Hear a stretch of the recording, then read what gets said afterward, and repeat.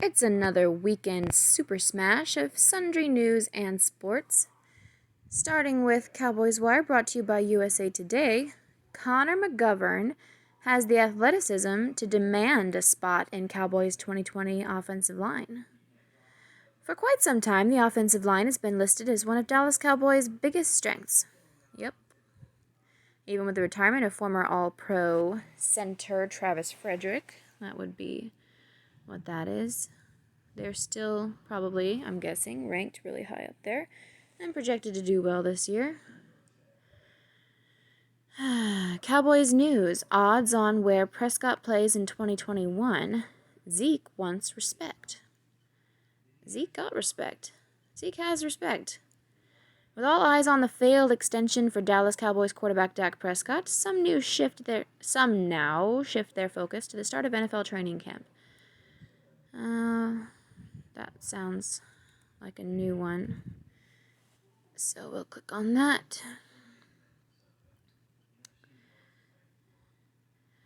With all eyes on the failed extension for Dallas Cowboys quarterback Dak Prescott, some now shift their focus to the start of NFL training camp in just a matter of weeks, not months. There is some glaring concerns within the NFLPA, Players Association, that will need to be addressed before any of these teams report. J.J. Watt extended himself to be the representative to speak out. While recovering from his own positive case of COVID-19, Cowboys running back Ezekiel Elliott has been very vocal on social media, whether it be his streaming his video games or firing back at some reporters for not respecting his first 4 years in the league. Elliott claims the statistics speak for themselves. Also, Trayvon Diggs posing in some new swag and Aldon Smith returning to form with more off-season workouts. All this and more in today's news. Report. NFL proposal allows for opt-outs by August 1st. In a quest to have some semblance of a safety protocol in place, Houston Texans star J.J. Watt gave a public update on the player's difficulty getting assurances from the league on what they will do to protect people. I really, really wish that we could shift our point of view on this, because you don't demand that the league protect you from the flu or catching a cold. And that is pretty much all that it is now, especially for athletes. I don't understand. I don't understand why this panic is still so prevalent in everybody's mind. And as far as opt-outs, I saw a bit of news today that DeMarcus Lawrence is considering not going to training camp, perhaps opting out completely, because his wife is due to have a baby soon. So I don't know, I'm conflicted about that one. However, I'm sure they're rich enough that he doesn't need to be there for, to help. He's just afraid of going out, contracting the COVID and taking it home to his family. You really don't have to be that afraid of that.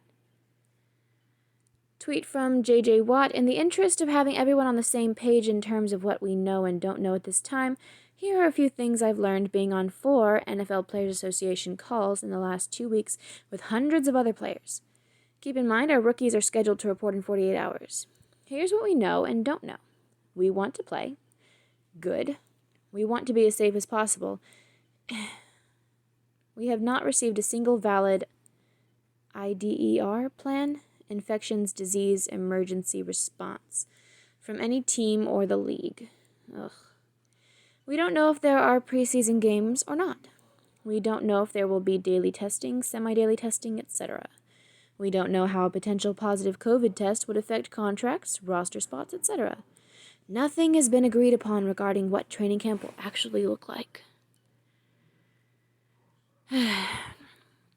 Dak Prescott. I'm a Cowboy and couldn't be happier. After quarterback in Dallas failed to reach long-term contract. Of course he's going to say that now. at this moment. Despite not reaching a long-term contract extension, Cowboys quarterback Dak Prescott spoke to USA Today's Jory Epstein and feels very optimistic about the 2020 season. I look forward to working along Coach McCarthy, the staff, and my teammates to be the best team we can be in pursuit to our goal of a Super Bowl. Okay. Hot fire takeaways. Fallout from no Dak deal include possible trade-up for 2021 draft quarterback. The Cowboys Wire's very own K.D. Drummond fires off some possible scenarios going forward after the Dallas Cowboys were unable to lock up their franchise quarterback long-term. Be sure to watch the insightful video as well. Cowboys Ezekiel Elliott tweets about critics. Put some respect on my name. It's just really annoying when people just go out there and demand respect. I don't know. Cowboys running back Ezekiel Elliott has had enough with some of the critics on social media. Elliott tells the members of the media who have ranked him behind other running backs in the league to check the stats, and according to Elliott, stats don't lie. Dallas Cowboys have a tweet that says, putting it on his name. Snort emoji. Agents take. What's next for Dak Prescott and Cowboys? Implications of 2021 franchise tag, and more to know. There are a lot of uncertainties with the lack of a new contract extension for quarterback Dak Prescott. CBS Sports breaks down plenty of frequently asked questions. Odds for Dak Prescott's team in Week 1 of the 2021 NFL regular season. Odds for Dak Prescott's team? You couldn't just say the Dallas Cowboys? Oh, I see what you're saying. Odds for what Dak Prescott's team will be in Week 1 of the 2021 NFL regular season. Okay. Note, must play for one of these teams in 2021 for action. Okay. Cash flows. One legit reason why not signing Dak Prescott makes sense. There are plenty of takes on Dak Prescott not signing long-term, but many stories are looking at it as a negative. Inside the Star breaks down one reason that can be debated as to why it didn't happen. Finally, a little dissenting voice. That's refreshing. There's a new number 31 on the Dallas Cowboys. His name is Trevon Diggs. Number 31. NFLPA reveals 72 players were diagnosed with COVID-19 as of July 10th, which means they'll be over it by training camp. Good for them. With training camp just weeks away from opening, 72 players tested positive for the coronavirus. A low percentage in comparison to the rest of the NFL, however. Steps need to be taken by the league to proceed as scheduled. Aldon Smith works on his hands in training video. Good, very good. It's not all about size and speed when rushing off the edge. New defensive end Aldon Smith is working on his hand speed just a few weeks away from the opening of the Dallas Cowboys training camp.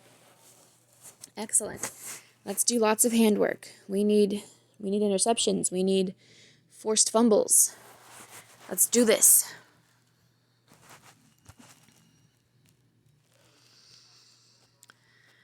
Hot fire takeaways. That was one of those headlines that we just read. Report. Cowboys tried at last minute to do long-term Prescott deal. That's an old one too. Twitter reactions. Prescott's brother, blah, blah, blah. Cowboys don't have cap space to tag Prescott again in 2021. Madden 21 ratings. News. Dak's no-deal fallout. Aldon Smith's hand workout. NFLPA talking Is that literally what we just read up here? Oh, okay. Well, there sure was a lot of the same stuff. Wisconsin Pipeline. Tyler Biadasz has chance to be Cowboys' next great Badger alum. And blah, blah, blah. Okay. Now it's Cowboys Wire from today, whereas that last one was from yesterday. Oh, but we start with the exact same top story, Connor McGovern. Moving on, Wisconsin Pipeline. I just read that headline. NFL sets training camp dates for Cowboys and charts course for on-time season. Excellent. It appears that despite the elephants in the room, that the league does not have a protocol in place should a team come down with blah, blah, blah, blah, freaking blah. Cowboys news, Prescott League's best deep passer. NFLPA wants 0 preseason. Yeah, that's not news. What's wrong with 2 games? Just 2 fucking games.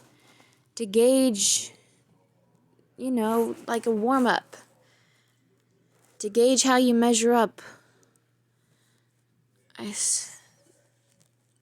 Just 2 fucking games. What's the rest of this say? The Cowboys couldn't get a deal done with Dak Prescott before the deadline for a long-term extension. This is new, right? July 18th. Okay.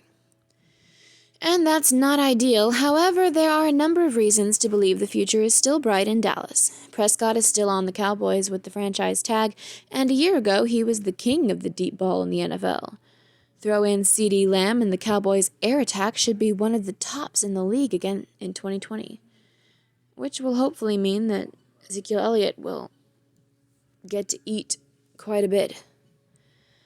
Connor McGovern certainly has the potential to blossom into a useful starter and fill one of the 2 possible holes in the offensive line.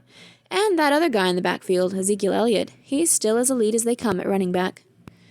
COVID-19 has altered the offseason and the early parts of the season like we have never seen before. Yep, unprecedented. Not because of the disease itself, because of the reaction to the disease, or as I like to say, overreaction. Roster management will be crucial for teams, and players have less practice time than ever to battle for roster positions.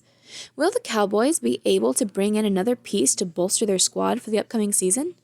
Plus, figure out the active Cowboys most likely to one day make the Hall of Fame, and why the Cowboys are a dark horse candidate for a postseason run. Nick Shook breaks down Next Gen Stats' top 10 deep passers of 2019.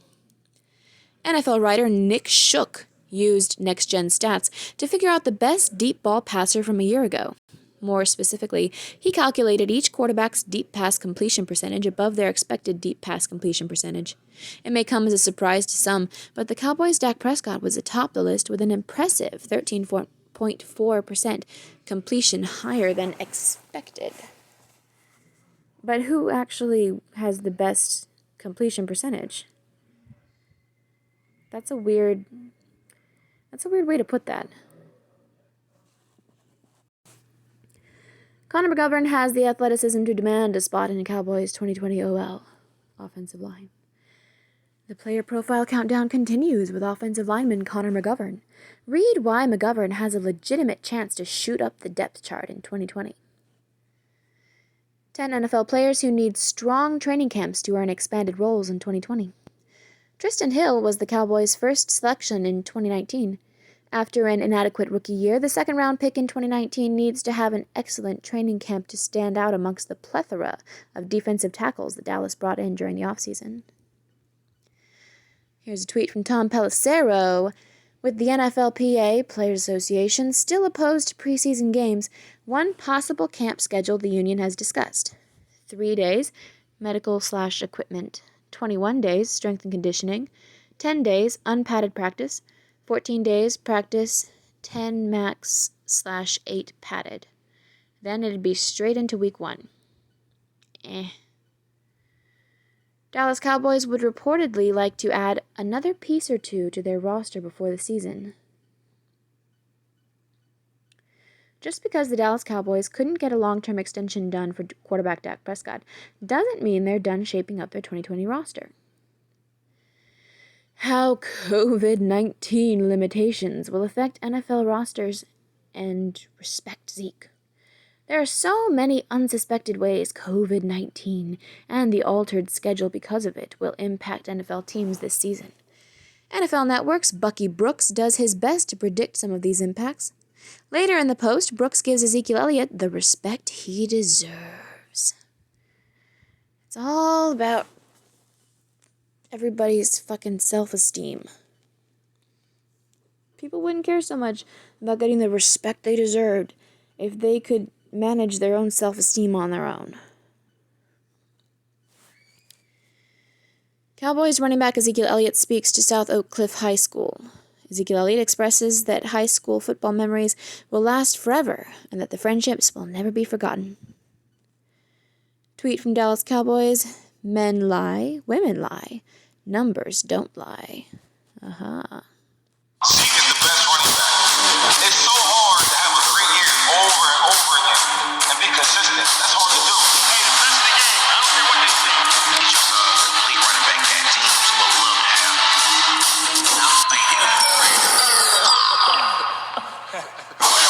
Hey, give me respect. Hey, each year he puts up numbers. The biggest thing he said that I love, he said I put 1,800 yards up, 14 touchdowns with no training camp. That's big dog talk. Give me respect. Hey. Put some respect on my name. You understand me? Yeah. He's great. And I don't see why he has to bothering with anybody who isn't giving him the respect he feels he deserves. There are plenty of people out there who do. Just, I don't know, live and let live. Every NFL team's most likely Hall of Famer. The NFL Hall of Fame features the best of the best and is the ultimate goal for almost every NFL player.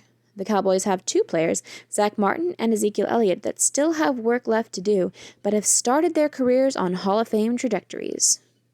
MJD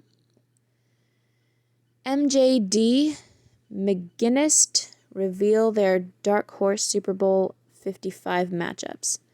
Former NFL standouts Maurice Jones-Drew, MJD, okay, and Willie McGinnis make their Dark Horse picks for Super Bowl 55. The Cowboys have an excellent roster, but is it enough to get recognition from these former Pro Bowler players? Is it?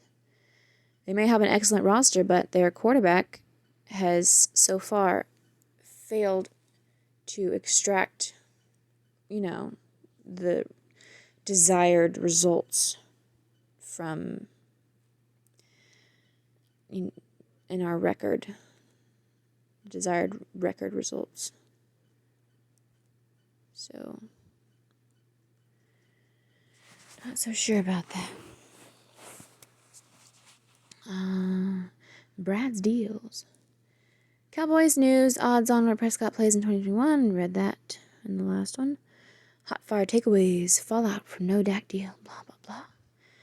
Madden 21 ratings, don't give a fuck. News, Dak's no deal fallout. Alden Smith's hand workout, blah, blah, blah. Report, Cowboys tried it last minute. Cowboys don't have cap space. Yep. Continuing. Next we have the Daily Wire from yesterday, July 18th. It begins. Feds in camo nab suspects in Portland. Drive off in unmarked cars. I think I read that on Friday. The headline, at least. Anyway, I don't really have a problem with this. Honestly, I'm just so sick of this shit. Federal unit behind arrests in Portland reportedly identified. Pelosi smears them, makes false claims. Okay. Suspect who allegedly attacked 3 New York Police Department, NYPD, officials is released from jail without bail. Officials, NYPD officials. Does that mean cops, or do they have a different job? Released from jail without bail. That's getting old. I mean, what is so bad about at least requiring some fucking bail money?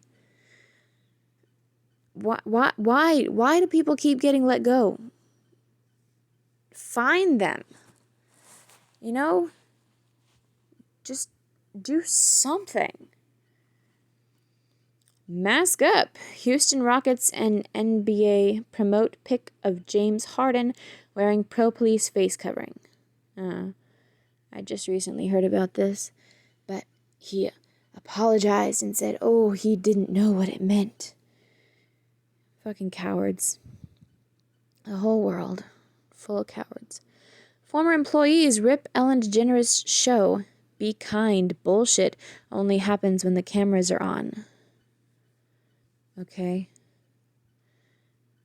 Are they ever going to stop going after Ellen DeGeneres? Is she going to have to get canceled? I'm just saying, it's getting old. Moving on. The Daily Shapiro from yesterday evening. Safety lies only in surrender or resistance.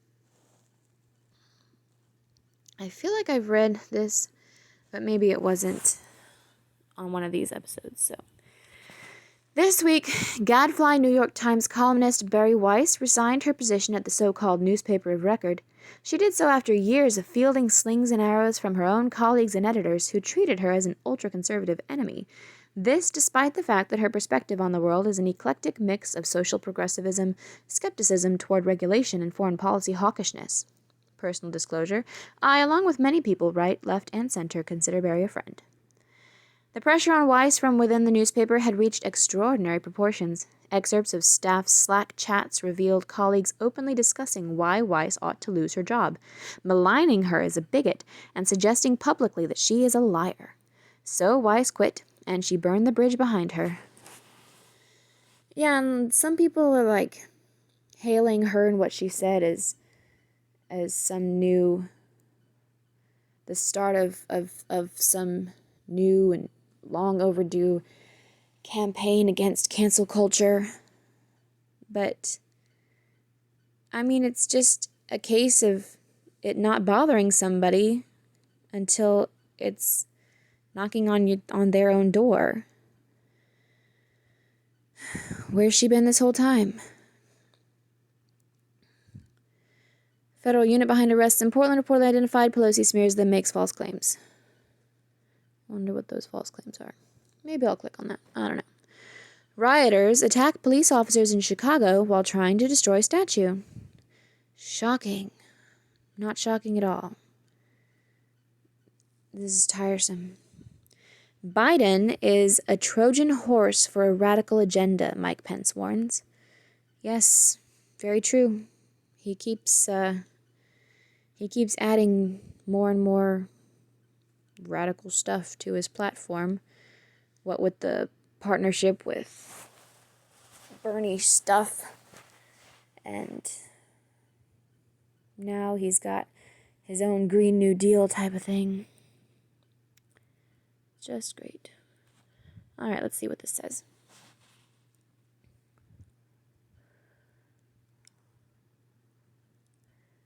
It's loading. It's loading. It did not load the right thing. La la la la la. Let's try again. There we go. House Speaker Nancy Pelosi, Democrat, California, smeared federal law enforcement officials on Friday night while making false claims about the continuing violence and rioting in Portland, Oregon. Unidentified stormtroopers, unmarked cars, kidnapping protesters and causing severe injuries in response to graffiti, Pelosi claimed. These are not the actions of a democratic republic. DHS Gov's actions in Portland undermine its mission. Trump and his stormtroopers must be stopped. Stormtroopers.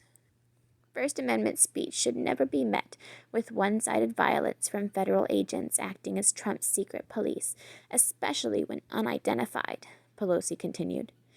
This is disgraceful behavior we would expect from a banana republic, not the government of the United States. Ugh. Far-left publication The Nation reported on Friday that a unit from Customs and Border Protection, CBP, was behind the arrests in Portland where federal officers used unmarked cars to roll up and made arrests in response to violent riots that have rocked the city for nearly 50 days straight. The Portland arrest of Mark Pettibone, first reported by Oregon Public Broadcasting, followed several similar arrests involving officers from a Border Patrol tactical unit, CBP's equivalent of a SWAT team, as well as the U.S. Marshals Special Operations Group, the report said. A CBP spokesman confirmed to The Nation that CBP agents were responsible for the arrest, pointing to authorities under the Protecting American Communities Task Force. Pelosi's claim that the officials were kidnapping protesters in response to graffiti is wildly misleading. The Washington Post documented one man who was arrested in the process that he went through, which resulted in his brief detainment and release. He was detained and searched, the Post said. One man asked him if he had any weapons. He did not. They drove him to the federal courthouse and placed him in a holding cell. 2 officers eventually returned to read his Miranda rights and ask if he would waive those rights to answer a few questions. He did not, the Post added, and almost as suddenly as they had grabbed him off the street, the man let him go. Why? Pelosi's use of certain phrases and terms, including stormtroopers, Trump and his stormtroopers, and Trump's secret police, could be interpreted as an attempt to smear them as Nazis, which is something that the political left has repeatedly done throughout the Trump era. During Adolf Hitler's rise to power, the Sturmabteilung, called the SA, and Brown Shirts was a paramilitary organization that inflicted violence and intimidation that helped Hitler gain power. They were also known as stormtroopers. The Gestapo, also known as the Secret State Police, was non-uniformed police who used ruthless and cruel methods throughout Germany to identify and arrest political opponents and those who refused to obey laws and policies of the Nazi regime, the Holocaust Encyclopedia reported. In the months after Hitler took power, the SA and Gestapo agents went from door to door looking for Hitler's enemies, socialists, communists, trade union leaders, and others who had spoken out against the Nazi Party were arrested, and some were killed. Pelosi's claim that the federal authorities were deployed because of graffiti is categorically false. Each night, lawless anarchists destroy and desecrate property, including the federal courthouse, and attack the brave law enforcement officers protecting it, acting DHS Secretary Chad Wolf said. A federal courthouse is a symbol of justice. To attack it is to attack America. Instead of addressing violent criminals in their communities, local and state leaders are instead focusing on placing blame on law enforcement and requesting fewer officers in their community. And in doing so, they're demonstrating their own weakness and inefficiency. The Department of Homeland Security released an extensive list of the violence that has been caused by the leftist rioters in Portland in recent days. That's a lot of stuff. I don't have to read all that. Ugh, that's a lot of stuff. Just scroll through it. Lots of uses of the word violent. Riots. Oh my goodness.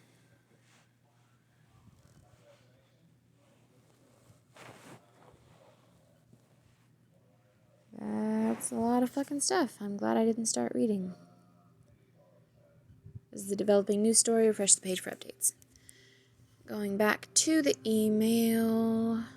That was the last of that. Now we move on to the Daily Wire for today. That's Sunday, July 19th.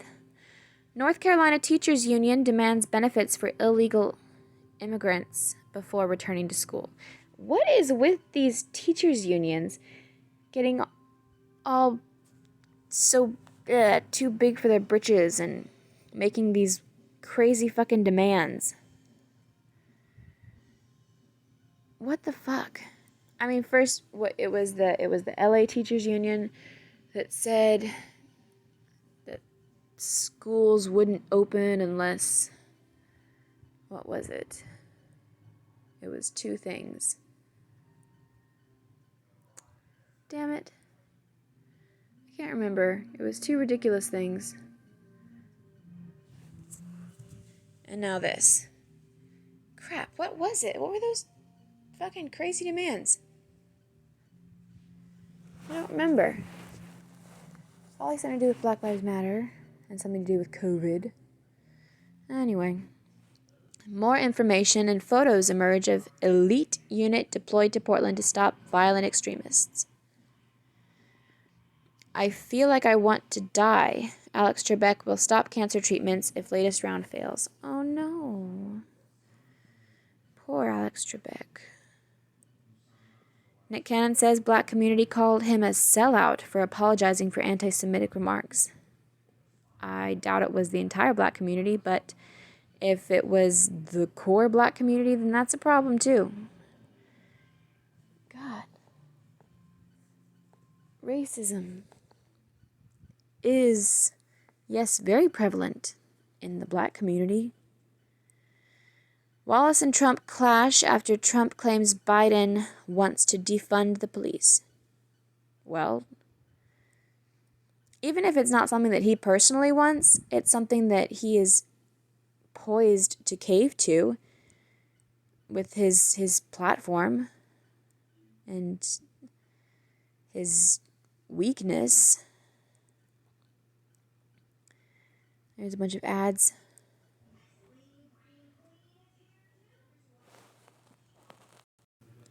We move on now to the Daily Yahoo. This one's from yesterday. Rest in peace. Rest in peace. Oh, I'm tired. It's not R.I.P., it's R.E.P. The man is not dead. Don't get your knickers in a twist. Representative John Lewis, a civil rights icon who began pushing for racial justice in the... Oh, my God. Never mind, he has died. Oh, I'm tired. Representative John Lewis, rest in peace, Representative John Lewis, a civil rights icon who began pushing for racial justice in the Jim Crow South, has died. A Georgia Democrat known for his leadership in Congress and throughout the civil rights movement, Lewis was respected on both sides of the political aisle. Okay. Oh, excuse me. Republicans eye sweeping shield from coronavirus liability. What does that mean? A new plan from Senate Republicans to award businesses, schools, and universities sweeping exemptions from lawsuits arising from inadequate coronavirus safeguards is putting Republicans and Democrats at loggerheads as Congress reconvenes next week to negotiate another relief package. The liability proposal, drafted by Majority, that would be Mitch McConnell. Republicans eye sweeping shield from... Okay. Sorry. Sometimes these Yahoo headlines are just... don't seem to make any sense at first. Michael Kors is hosting a mega sale on handbags, but only until Sunday. Don't miss out on these stylish deals. Okay. Analysis. Trump wants a 2016 repeat in a very different year. In the summer of 2016, Donald Trump was trailing in the polls. With time running out, he changed up his campaign leadership team, though not his own mercurial behavior. 4 years later, and in the midst of another summer slump, Trump is hoping to repeat that. I mean, history repeats itself. Ruth Bader Ginsburg announces her cancer is back, but treatment is yielding positive results. The Supreme Court Justice, who has repeatedly survived cancer before, says she has kept up with opinion writing and all other court work. Yeah, the old bag. I can't help but question if her mental faculties are really up to snuff. Just saying. Robert Durst murder trial may not resume until April. The murder trial of New York real estate heir Robert Durst will not resume in late July as planned and may stay on hold until April. At a hearing Friday on the resumption of the case, which was put on pause 4 months ago, probably due to COVID. Sign up for The Yodel, an exciting new Yahoo newsletter covering news, finance, sports, and everything in between. Let us do the work of highlighting the news you need to know so you're up to speed, all in less than 10 minutes. Maybe I'll check that out. Maybe I'll replace this with that. Maybe. We'll see. What's hot? Yahoo search is what's hot. Trending now, Haruma Miura, Christina Applegate, Applegate, coronavirus, Lucy Hale, Ed Pill's List, Tops Tiles, Vanessa Nadal, VA Home Loan, Michael Douglas, Maggie Smith. Maggie Smith didn't die, did she? And moving along to last and least, the Daily Yahoo for today. One reporter witnessed to 2 executions, haunting last words. Okay. A reporter watched a federal prison in Indiana execute convicted killers Wesley Ira Perkey and Daniel Lewis Lee. The latter issued his final words straight to the journalist. Is this going to be a feelings piece about how capital punishment is wrong? It's not. 3 friends on fishing trip killed in massacre, Florida sheriff says. Brandon Rollins, one of the victims, called his dad and said, "Help," police say. When his father arrived, Rollins was able to say a few final words. Massacre by whom? 3 men were fatally beaten and shot on their way to fish in a remote area late Friday night, according to Polk County Sheriff Grady Judd. During a media briefing near the scene Saturday morning, Judd identified the victims as Damian Tillman, 23, Kevin Springfield, 30, and Brandon Rollins, 27. The 3 men had been friends for years, Judd said, adding the families of the victims gave police permission to release their names. Judd, who has worked at the department since 1972, described the killings as a massacre. "This is a horrific scene," Judd said Saturday. "I've been to a lot of murder scenes in my life, and this ranks among the worst." According to the preliminary investigation, Judd said, just after 10 p.m. Friday, Rollins called his dad on his cell phone for help. Judd said Rollins' father knew his son was fishing with his 2 friends and drove to Lake Streety Road. Upon arriving at the scene, Rollins found his son barely alive and his 2 friends dead. Judd said Rollins was able to say a few things to his dad before he died, which the sheriff's office didn't release at the morning briefing. Judd said it appeared that Tillman arrived first in his red pickup, and while he was being killed, Rollins and Springfield arrived in a white pickup and were shot. In Brandon's father's excitement to run to help his son, he forgot his cell phone at home, so now he is out in the middle, as you can see, of no place without any communication, Judd said. The father drove back to the nearest convenience store to call 911 and said, "My son needs help." A 17-year-old girl, the daughter of the convenience store's owner, jumped into Rollins' father's vehicle and the 2 drove back to Lake Streety Road, Judd said. By the time authorities arrived, Rollins had died of his injuries. "These folks appear to be beaten and shot. We are seeking leads. We need help so we can solve this crime sooner rather than later," Judd said. He did not say whether authorities identified any suspects. His department offers $5,000 for any information leading to the capture of the killers. He said investigators believe more than one culprit was involved in the slayings. Describing the quiet, quaint community surrounded by groves, forest, and cattle ranches, Judd said the area was about as far out in the woods as you can get. And, maybe you haven't noticed, but there's been no mention of these guys' race. So, I think it's safe to assume that they're white, and Yahoo News just doesn't want to highlight the fact that white people can be murdered. But, yeah, there you have it. That sucks. Wonder what the guy said to his father.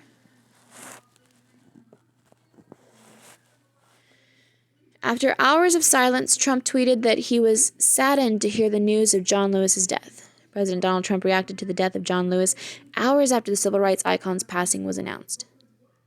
Okay. The man's the president of the United States. You don't always...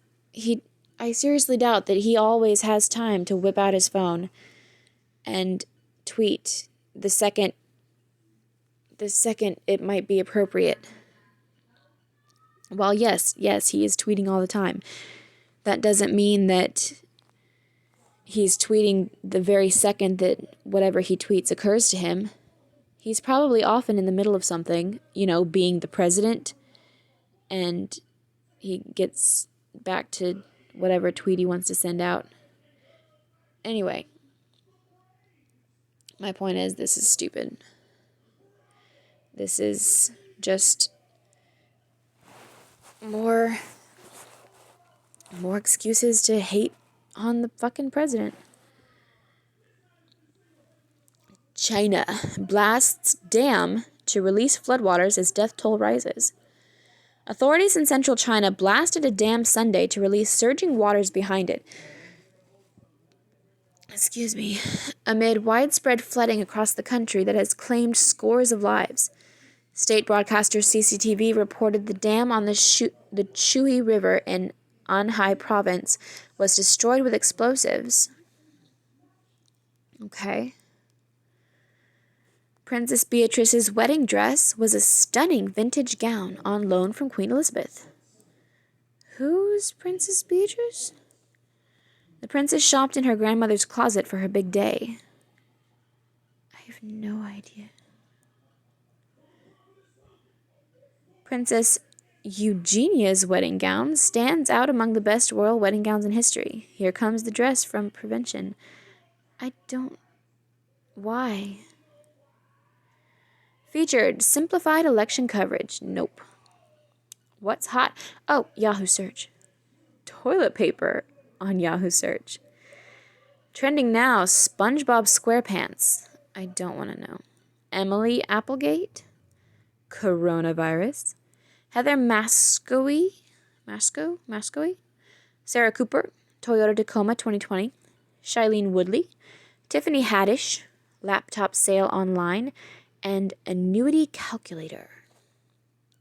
And that's the end of our weekend smash. Thank you and goodbye.